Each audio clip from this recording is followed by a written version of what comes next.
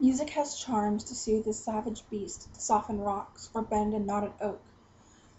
Pretty little quote from William Congreve. If you want to make this more modern and relatable, this quote can tell you one major thing. Music puts the mind at ease. So, if music puts the mind at ease, it makes you a little less stressed. It can even help with test anxiety. So, why not allow an iPod in class? Many parents will tell their children that listening to music while doing homework is a distraction. But guess what? Studies have shown that music can improve brain function and even concentration over a very short period of time. According to Dr. Daniel Amen, a test was administered to 12 teens who had played the game memory while listening to 3 different types of music and one that was not listening to music at all. Classical music showed it had the best results, the best impact on concentration. No music came in second, with rock in third, and rap being the absolute worst. This isn't completely accurate, though. Some people can't stand classical music and it'll drive them nuts and they can't concentrate. It's all about what music appeals to you. But music can still improve your concentration by quite a bit.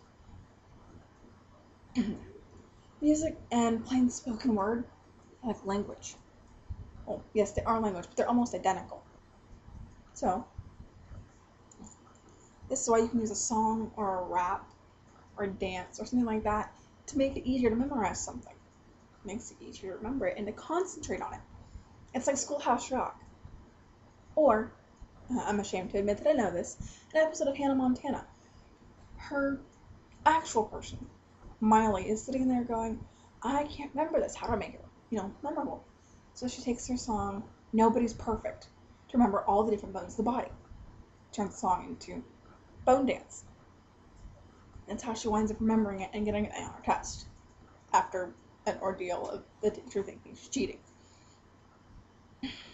Well, musical training can also improve to higher test scores because the person has music on the brain constantly. If they're constantly playing that kind of music that appeals to them in their head, there goes your concentration. According to Live Science and to Dr. Amen, test scores skyrocket. Dr. Amen even noticed that when reflecting on SAT scores, those who had musical training or had an iPod in their ears probably had a much higher test score.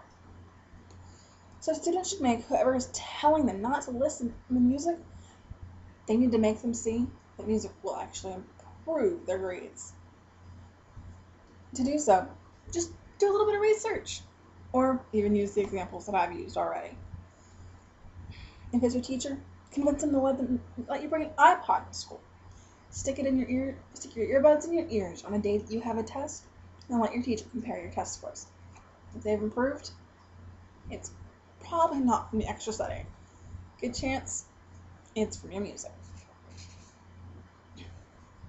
I can actually speak from experience on this.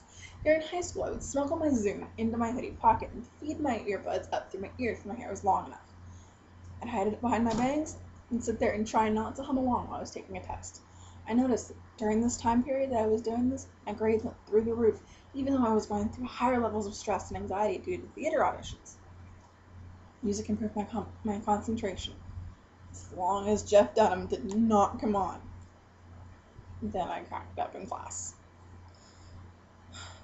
Anyways, back to what I was saying. Everyone deserves a fair shot at being able to make the best grades that they possibly can. Parents and teachers find music distracting because it interrupts their perfect silence. If someone can make a room quiet, they create power. This world feels too much noise outside of schools.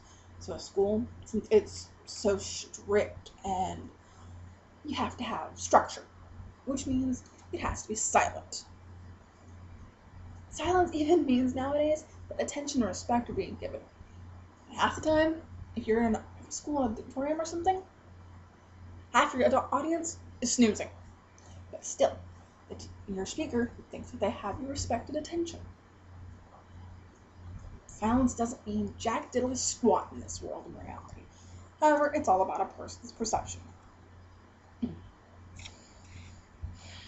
Without being given a fair chance at success, some students are going to wind up falling behind.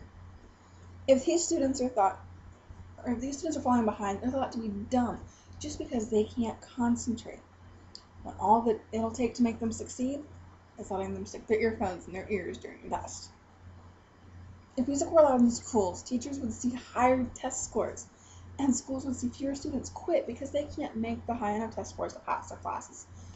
When they can't do it, they get frustrated and decide, this isn't worth my time. I guess I'm just not smart enough for the real world, and will drop out by the time they're 16 or 17 years old. So what do? If a school wants to see higher scores, they need to let kids that are into music listen to music. When the students listen to music that appeals to them, they feel more relaxed. Their brain goes into a state, I don't want to say relaxation, a state of peace, because serotonin is increased. This will cause stress and anxiety levels, especially about tests, to plummet. Music speaks when something words cannot, and the words of a student are rarely heard. So why not let the music and the scores speak for themselves?